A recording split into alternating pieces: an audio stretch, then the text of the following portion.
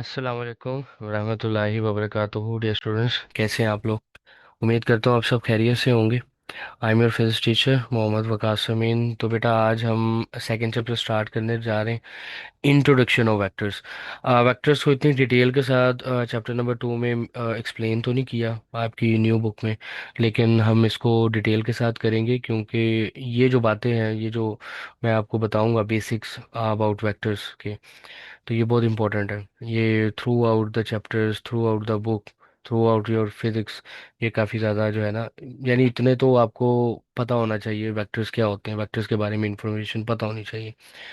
तो बेटा, इसके दो पार्ट्स मैं बनाऊंगा और आपने दोनों पार्ट्स देखने हैं। और चलें बेटा, स्टार्ट करते हैं। स्टार्ट करते हैं बेटा फिजिकल क्वांटिटी से। फिजिकल क्वांटिटीज़ वो क्वांटिटीज़ होती हैं जिनको आप मेजर कर सकते हैं। ठीक है, those quantity which can be measurable. अब उन क्वांटिटीज़ को दो पार्ट्स में डिवाइड किया, एक स्केलर क्वांटिटीज़ और एक वेक्टर क्वांटिटीज़। क्यों? क्योंकि बेटा स्केलर क्वांटिटीज़ ऐसी क्वांटिटीज़ होती हैं जिनको डिस्क्राइब करने के लिए जस्ट मैग्नीट्यूड और यूनिट रिक्वायर होता है, जबकि वेक्टर्स को डिस्क्राइब करने के लिए एक डायरेक्शन को भी ऐड करना पड़ता है आपको, डायरेक्शन भी बतानी पड़ती है। मैं आपको एक्सप्लेन करता हूँ। सबसे पहले आ जाते हैं स्केलर्स पे। स्केलर्स क्या होते हैं जी? Scalars are those physical quantities which can be completely described by its magnitude and units। ये देखें, ये मैग्नीट्यूड आ गई और ये यूनिट आ गया। अब फॉर एग्जांपल डिस्टेंस है, वर्क, एनर्जी, स्पीड, और भी काफ़ी फिजिकल क्वांटिटीज आप पढ़ेंगे जो कि स्केलर क्वांटिटीज होंगी। अब फॉर एग्जांपल के तौर पे मैं डिस्टेंस कंसिडर करता हूँ, मैं यहाँ पे वैल्यू लिखता हूँ 5 मीटर। अब ये जो मीटर है ये यूनिट है, और जो 5 है ये मैग्नीट्यूड है। अब इनमें से कोई एक चीज़ भी मिसिंग होगी ना, तो आप प्रॉपर जो है ना वो इन्फॉर्मेशन कन्वे नहीं कर सकते। लाइक अगर मीटर मिस कर देंगे तो फाइव फाइव डिस्टेंस मैयर मैंने, आप कहेंगे कि मैंने 5 डिस्टेंस मैयर कवर किया, तो वो 5 क्या होगा? मीटर होगा, किलोमीटर होगा? प्रॉपरली जो है ना वो इन्फॉर्मेशन कन्वे नहीं कर सकते। हो सकता है आपने 10 मीटर डिस्टेंस कवर किया हो, लेकिन आप जो है ना वो मैग्नीट्यूड ना लगाएं, जस्ट मीटर लगाएं कि मैंने मीटर डिस्टेंस कवर किया। अब सुनने वाला क्या समझेगा कि कितना डिस्टेंस आपने मेजर किया, कितना डिस्टेंस आपने कवर किया। तो आप प्रॉपरली जो है ना अपनी जो इन्फॉर्मेशन है वो कन्वे नहीं कर सकेंगे अगर आप इनमें से कोई एक चीज़ मिस कर देंगे। अब आते हैं, हाँ, अब ये पॉइंट आपने याद रखना है कि जब आप स्केलर्स को ऐड करते हैं तो बाय यूजिंग अर्थमेटिक रूल्स करते हैं। लाइक सिंपली जो भी हम मैथमेटिक्स में कैलकुलेशंस कर रहे होते हैं वो सारे स्केलर क्वांटिटीज़ होती है, नॉन डायमेंशनल स्केलर क्वांटिटीज़ होती हैं। लाइक आप 2 + 4 कर दें, आंसर 6 आ जाएगा। और अगर आप 8 - 2 कर दें तो ये भी आपके पास रिजल्ट 6 आ जाएगा। 8 × 2 कर दें, 16 आ जाएगा। 8 ÷ 2 कर दें तो ये 4 आ जाएगा। तो ये अर्थमेटिक रूल्स हैं सारे के सारे। तो स्केलर्स को आप इस तरह से डील कर रहे होते हैं, सिंपल अर्थमेटिक रूल्स को यूज़ करके। On the other hand vectors की जब हम बात करेंगे तो वेक्टर्स में मैग्नीट्यूड भी रिक्वायर होता है, यूनिट भी रिक्वायर होता है, और साथ साथ आपको डायरेक्शन भी बतानी पड़ती है। फॉर एग्जांपल आप एक जगह पे खड़े हैं और आपसे कोई पूछता है कि मुझे जो है ना वो लाहौर जाना, तो आप डायरेक्शन में बताएंगे कि आपने वहाँ से सीधे जाना है, फिर राइट साइड पे जाएंगे, फिर लेफ्ट साइड पे जाएंगे। या कोई आपसे किसी दुकान का एड्रेस पूछ लेता है कि वो जो है ना वो दुकान कहाँ पर है, तो फिर आप उसको ये नहीं बताते कि यहाँ से 10 किलोमीटर के फासले पे वो दुकान है। आप उसको डायरेक्शन बताते हैं, हाथ के इशारे से भी बताते हैं कि यहाँ से सीधा जाएं, फिर आपने राइट साइड होना है, फिर लेफ्ट साइड होना है, फिर वो जो शॉप है ना वो आ जाएगी। तो आप डायरेक्शन में बता रहे होते हैं, डायरेक्शन भी बता रहे होते हैं। तो फिजिक्स में भी काफ़ी ऐसी फिजिकल क्वांटिटीज़ हैं जिनमें मैग्नीट्यूड, यूनिट ओ के साथ साथ आपको डायरेक्शन भी बतानी पड़ती है। और वो कौन कौन सी फिजिकल क्वांटिटीज़ हैं? फोर्स है, वेलोसिटी है, डिस्प्लेसमेंट है, एक्सेलरेशन है, मोमेंटम है, और भी काफ़ी फिजिकल क्वांटिटीज़ हम पढ़ेंगे। तो आई होप कि ये वेक्टर्स भी आपको समझ आ गए हैं। अब वेक्टर्स को जब आप ऐड करते हैं ना, तो आप सिंपली अर्थमेटिक रूल्स लगा के आप ऐड नहीं कर सकते। उसके लिए फिर आपको एक स्पेशल मेथड अप्लाई करना पड़ता है which is head to tail rule. इसको भी हम ज़रा इसी लेक्चर में डिस्कस करेंगे। अब आ जाते हैं बेटा, ये एक एमसीक्यूज है। Physical quantity can be declared as a vector only if it has a magnitude, direction, satisfy vector addition rule and all of these। तो अब बच्चे क्या करेंगे जी, क्योंकि डेफिनेशन में मैग्नीट्यूड है, सा डायरेक्शन है, तो ए एंड बी होना चाहिए, लेकिन पॉइंट ये है बेटा कि राइट ऑप्शन क्या है, डेल्टा है। यानी प्रॉपर जो डेफिनेशन है ना वेक्टर्स की, आप उस फिजिकल क्वांटिटीज को वेक्टर्स कहेंगे। तवज्जो के साथ सुनना बेटा, कि जिसकी मैग्नीट्यूड भी हो, डायरेक्शन भी हो, और साथ साथ वो वेक्टर एडिशन रूल को फॉलो भी करे।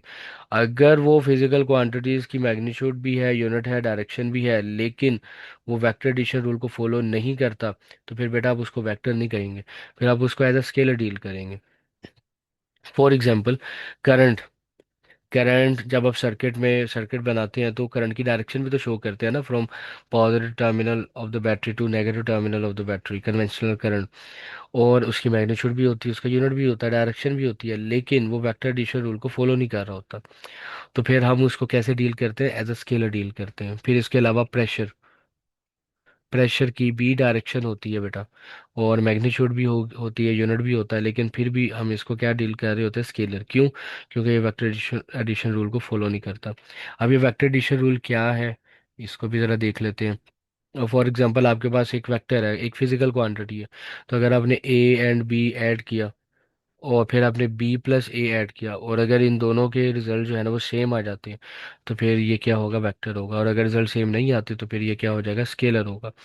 अब इसकी एक डेमोन्स्ट्रेशन जो है ना वो मैं आपको तब बताऊंगा जब सर्कुलर मोशन वाला चैप्टर जब मैं स्टार्ट करूंगा ना, तो वहाँ पे मैं आपको एक डेमोन्स्ट्रेशन करके दिखाऊंगा इसकी। तो तब तक के लिए आपको थोड़ा सा सब्र करना पड़ेगा। अब आते हैं वेक्टर्स की रिप्रेजेंटेशन पे, कि how can we represent the vectors. तो इसके दो मेथड है बेटा, एक सिंबॉलिकली भी हम रिप्रेजेंट करते हैं और एक ग्राफिकली भी रिप्रेजेंट करते हैं। सिंबॉलिकली क्या है, कि हम बोल्ड लेटर से लिखते हैं मेजरली। ये जो बोल्ड लेटर्स है ना, ये बुक वगैरह में यूज़ किए जाते हैं। बुक्स में जब भी ये वेक्टर्स पढ़ेंगे तो वो बोल्ड लेटर से लिखे जाते हैं। लेकिन हमारे लिए बोल्ड लेटर्स लिखना थोड़ा सा टाइम कंज्यूमिंग है, मीन्स कि हम नॉर्मली जो है वो पेन से लिखते हैं। और बोल्ड लेटर लिखने के लिए हमें मार्कर यूज़ करना पड़ेगा, तो बार बार मार्कर यूज़ करेंगे तो टाइम कंज्यूम होगा। तो इससे बेहतर क्या है, कि हम क्या प्रेफर करते हैं, हम ये वाला सिंबल प्रेफर करते हैं, कि हम हमने जिस फिजिकल क्वांटिटी को वेक्टर शो करना होता है तो हम उस फिजिकल क्वांटिटी पे एरो लगा देते हैं। ठीक है, तो सेकंड मेथड है बेटा ग्राफिकल। ग्राफिकल में हम क्या करते हैं, एक एरो ड्रा करते हैं, लाइक दिस। इस एरो का ये जो हेड है ये डिफाइन करता है डायरेक्शन, और ये जो टेल है ये डिफाइन करती है मैग्नीट्यूड। मींस कि यहाँ टेल से लेके हेड तक की ये जो लेंथ है ना, लेंथ डिफाइन करेगी मैग्नीट्यूड। लेंथ जितनी ज़्यादा होगी वेक्टर्स की, मैग्नीट्यूड भी क्या होगी, उतनी ही ज़्यादा होगी। और ये हम पर देखेंगे भी, स्पेशली जब मैं प्रोजेक्टाइल मोशन करवाऊंगा वहाँ पे वेक्टर्स की मैग्नीट्यूड को मुझे ज़्यादा करना पड़ेगा। तो विजुलाइज के तौर पे मैं कैसे आपको बता सकता हूँ कि किस वेक्टर की मैग्नीट्यूड ज़्यादा हो रही है, किस वेक्टर की मैग्नीट्यूड कम हो रही है। तो मैं उसकी लेंथ को चेंज करूँगा। अगर वेक्टर फॉर एग्जांपल एक बॉल है, और बॉल जो है ना वो डाउनवर्ड फॉल कर रहा है अंडर द ग्रेविटी, तो अब जैसे जैसे वो नीचे आएगा उसकी स्पीड क्या होती जाएगी, ज़्यादा होती जाएगी, वेलोसिटी ज़्यादा होती जाएगी। वेलोसिटी क्या वेक्टर है, तो अब मुझे इसकी स्पीड को विजुलाइज रिप्रेजेंट करना है ना, तो मैं वेक्टर्स के थ्रू ऐसे डिफाइन करूंगा कि यहाँ पे मैं कम वेलोसिटी, ये देखें ये वेक्टर ड्रा किया मैंने वेलोसिटी का, यहाँ पे मैं लेंथ ज़्यादा कर रहा हूँ वेलोसिटी का, यहाँ पे मैं और भी ज़्यादा लेंथ कर देता हूँ, यहाँ पे मैं और भी ज़्यादा लेंथ कर देता हूँ। अब ये डिफाइन ये कर रहा है कि इस पॉइंट पे ये देखें वेलोसिटी का वेक्टर मैंने छोटा बनाया है, इसकी लेंथ स्मॉल बनाई है। और ये रिप्रेजेंट करता है कि यहाँ पे वेलोसिटी कम है, यहाँ पे वेलोसिटी थोड़ी सी ज़्यादा हो गई है, यहाँ पे और भी ज़्यादा होगी, और यहाँ पे और भी ज़्यादा होगी। आई होप कि ये पॉइंट आपको समझ आ गया। अब आगे चलते हैं। अब ये कुछ टाइप्स हैं वेक्टर्स की, और ये वो बेसिक बेसिक टाइप्स है। टाइप्स तो वैसे बहुत ज़्यादा है, लेकिन मैंने यहाँ पे जो वही सेलेक्ट की हैं जो कि आपके लिए ज़रूरी हैं। तो सबसे पहले पैरेलल वेक्टर्स। पैरेलल वेक्टर्स बेटा वो वेक्टर्स होते हैं जिनकी डायरेक्शन सेम होती है, लाइक ये ए वेक्टर है, ये बी वेक्टर है, इन दोनों की डायरेक्शन सेम है। इससे कोई फ़र्क नहीं पड़ता इनकी मैग्नीट्यूड इक्वल है या डिफरेंट है, हाँ डायरेक्शन सेम होनी चाहिए। तो अगर तो डायरेक्शन सेम है, तो फिर बेटा हम इसको क्या कहेंगे, पैरेलल वेक्टर्स कहेंगे। पैरेलल वेक्टर्स के दरमियान में जो एंगल बनता है ना, वो आपने याद रखना है, 0 डिग्री बनता है। और हाँ ये एक पॉइंट है बेटा, ये ज़रा तवज्जो के साथ सुने, कि ए वेक्टर एंड बी वेक्टर वो इक्वल वेक्टर नहीं होंगे। वजह कि डायरेक्शन तो सेम है, लेकिन मैग्नीट्यूड सेम नहीं है। आप देख रहे हैं लेंथ ए वेक्टर की कम है और बी वेक्टर की लेंथ क्या है, ज़्यादा है, तो ये इक्वल वेक्टर्स नहीं है। इक्वल वेक्टर्स आप उनको कहेंगे जिनकी मैग्नीट्यूड भी इक्वल हो, डायरेक्शन भी इक्वल हो। जैसे कि ये देखें, ये ए वेक्टर है, ये बी वेक्टर है, डायरेक्शन भी सेम है, मैग्नीट्यूड भी सेम है, तो अब हम इसको इक्वल वेक्टर्स कह सकते हैं। अब बेटा ये तवज्जो के साथ, ये एक इम्पोर्टेंट पॉइंट है, लाइक हर equal vector are parallel vectors, क्योंकि पैरेलल वेक्टर में जस्ट डायरेक्शन का सेम होना है, और इक्वल वेक्टर्स में डायरेक्शन तो सेम होती है ना, तो इसका मतलब है हर इक्वल वेक्टर्स क्या होगा, पैरेलल वेक्टर होगा। लेकिन हर parallel vector are not a equal vectors, क्योंकि पैरेलल वेक्टर्स में जस्ट डायरेक्शन का सेम होना है, मैग्नीट्यूड का सेम होना नहीं है, लाजमी नहीं है। ठीक है, तो इस वजह से पैरेलल वेक्टर इक्वल वेक्टर नहीं हो सकता हर पैरेलल वेक्टर, लेकिन हर इक्वल वेक्टर पैरेलल वेक्टर हो सकता है।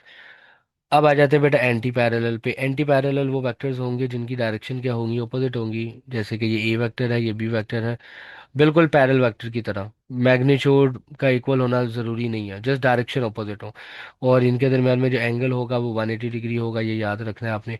अब आ जाते हैं नेगेटिव वेक्टर्स। नेगेटिव वेक्टर्स ऐसे वेक्टर्स होंगे जिनकी डायरेक्शन तो ऑपोजिट हो लेकिन मैग्नीट्यूड भी इक्वल हो, तो ये वेक्टर्स क्या होंगे बेटा, नेगेटिव वेक्टर्स होंगे। अब जिस तरह हमने पैरेलल वेक्टर्स और इक्वल वेक्टर्स को डिफाइन किया था, उनके दरम्यान में रिलेशन को, बिल्कुल इसी तरह every negative vector is an anti parallel vector, but every anti parallel vector is not a negative vector. I hope कि ये भी क्लियर हो गया पॉइंट आपको। आगे आ जाते हैं को लीनियर वेक्टर। नाम से पता चल रहा है बेटा, को का मतलब है एक जैसा, और लीनियर लाइन में, यानी ऐसे वेक्टर जो एक ही लाइन में हो, अलोंग द लाइन हो। जैसे ये ए वेक्टर है, बी वेक्टर है, सी वेक्टर है, डी वेक्टर है, ये एक ही लाइन में, लाइन के अलोंग है, तो इनको आप को लीनियर वेक्टर्स कहेंगे। आगे आ जाते हैं को प्लेनर वेक्टर्स। यहाँ भी नाम से आइडिया हो रहा है कि एक प्लेन में, प्लेन क्या होता है बेटा, प्लेन सरफेस होता है टू डायमेंशन। जैसे आपका कॉपी का पेज जो है वो टू डायमेंशन है, वो सरफेस जो होगी ना पेज की सरफेस, उसको आप प्लेन सरफेस कहेंगे, वो प्लेन है। अब उस प्लेन पेज पे आप ये जितने भी वेक्टर्स ड्रा करेंगे, इन तमाम वेक्टर्स का जो प्लेन है वो तो एक जैसा ही है ना। अब ये देखिए, अगर मैं इस पेज को ऐसे हॉरिजॉन्टल एडजस्ट करूं, तो आप इस तरह से तो कोई वेक्टर ड्रा नहीं कर सकते ना, अगर इस तरह से करेंगे भी तो वो इमेजिनरी वेक्टर होगा। तो ये वाला जो वेक्टर है, ये प्लेन वेक्टर नहीं होगा। प्लेन वेक्टर्स क्या होंगे, जो इसी टू डायमेंशन के अंदर, यानी उस पेज पे जितने भी वेक्टर्स आप ड्रॉ करेंगे ना इस तरह से, वो सारे के सारे प्लेन वेक्टर्स होंगे, यानी ऐसे वेक्टर जिनका प्लेन जो है वो सेम है। आई होप कि ये कॉन्सेप्ट भी आपका क्लियर हो गया। अच्छा, इसको एक एक और तरह से कर सकते हैं, लाइक ये देखें, अगर मैं एक बॉक्स बना लूं, तो ये देखें, ये एक फर्स्ट प्लेन है, ये सेकंड प्लेन है, ये थर्ड प्लेन है, इसी तरह तीन और साइड्स होंगी, टोटल छह साइड्स होती हैं। तो अगर मैं यहाँ पे एक वेक्टर बनाऊं और सेकंड प्लेन पे भी एक वेक्टर बनाऊं, तो ये जो दो वेक्टर्स है ना, ये कोप्लेनर नहीं होंगे, क्योंकि ये डिफरेंट प्लेन्स पे बनाए गए हैं।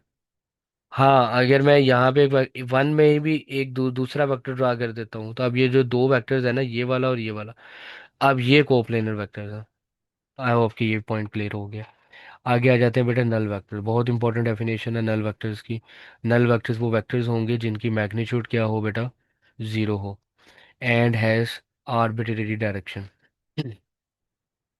आर्बिट्रेरी डायरेक्शन मतलब कोई भी डायरेक्शन हो सकती है, मैग्नीट्यूड इसकी जीरो है। और नल वेक्टर्स कैसे मिलेगा आपको, अगर आपके पास ए वेक्टर है और ए का नेगेटिव वेक्टर है, आप इन दोनों को ऐड करें, सम करें, और आपको क्या मिलेगा, ज़ीरो। लेकिन ये सिर्फ ज़ीरो नहीं है, ज़ीरो के ऊपर आपने क्या लगाना है, बार, बार लगानी है, एरो लगाना है।